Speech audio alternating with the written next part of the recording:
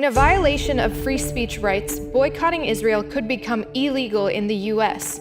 Proposed legislation in Congress would make it a crime for Americans to boycott Israel, even though that is their constitutionally protected right.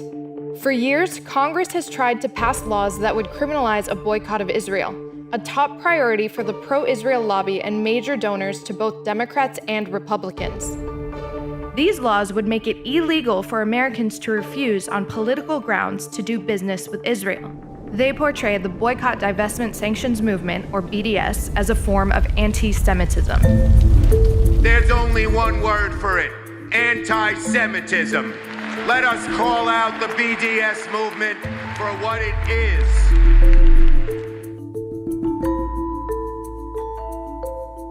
Well, I'm not aware of instances in history where there's been an effort through federal legislation to attempt to criminalize political boycotts, which are, of course, constitutionally protected activity. BDS is a movement calling on supporters to withhold business and cultural interactions with Israel as a non-violent form of pressure to demand Palestinian rights.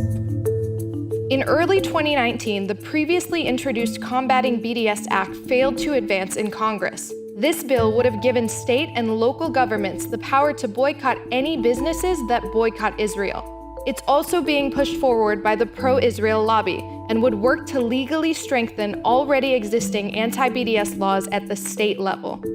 This comes after Congress failed to pass the Israel Anti-Boycott Act as part of a spending bill before the end of its term in 2018. There's some powerful forces who just want to throw it into the bill and then force it through without fuller reflection from the body. Faz Shakir of the American Civil Liberties Union says the proposed legislation violates Americans' constitutionally protected freedom of speech. He believes many members of Congress are unaware of the constitutional implications of this legislation. The Israel Anti-Boycott Act proposes prohibiting boycotts against allies of the United States, specifically calling out boycotts against Israel. For the ACLU, that's a huge issue.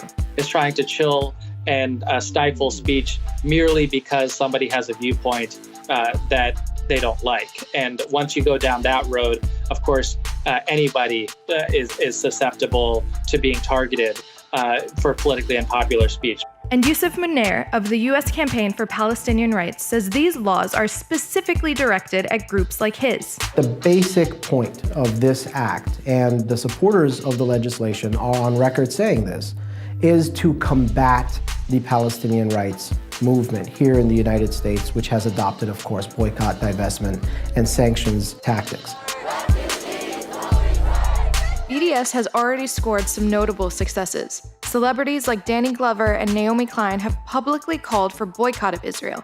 I support BDS, and I've supported BDS since 2009. The question is, what do you do when the people under illegal occupation come together and chart out a way for the rest of the world to express their solidarity and support them?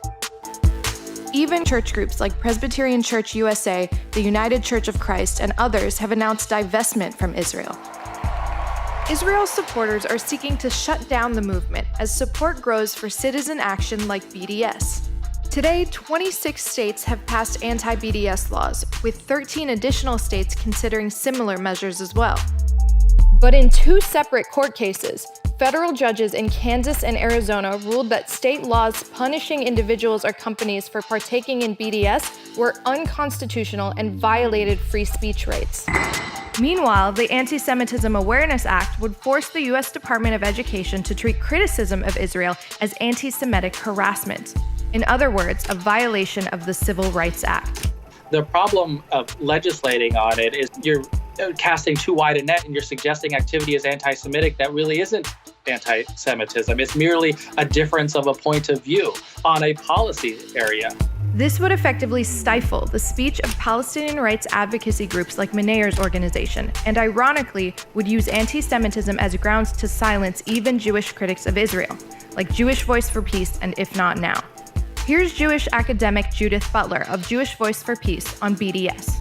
Support for boycott, divestment, and sanctions is just, that it is a support for a social justice movement and that it does not imply anti-Semitism. But I think because, the state of Israel has also gone to great lengths to conflate Judaism and Zionism, there is an understanding in our discourse that somehow these things are more tied than they are in reality.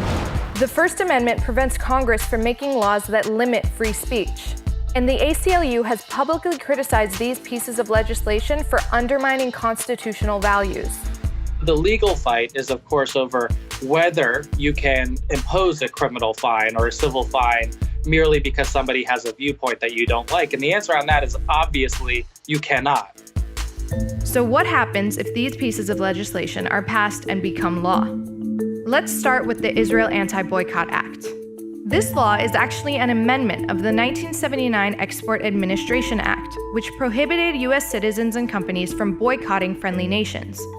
U.S. citizens would also be unable to request any information about companies that conduct business relations with Israel, and wouldn't even be allowed to notify the UN if it's unknowingly doing business with Israel.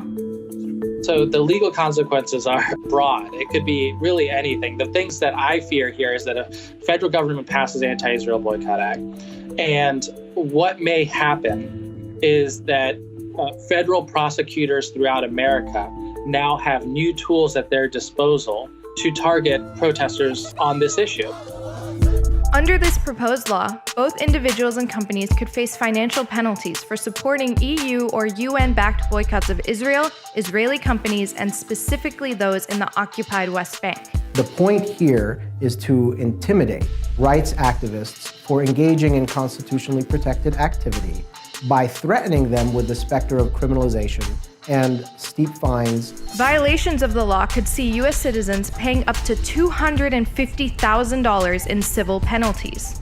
Willful violations of the law could see citizens fined up to $1 million.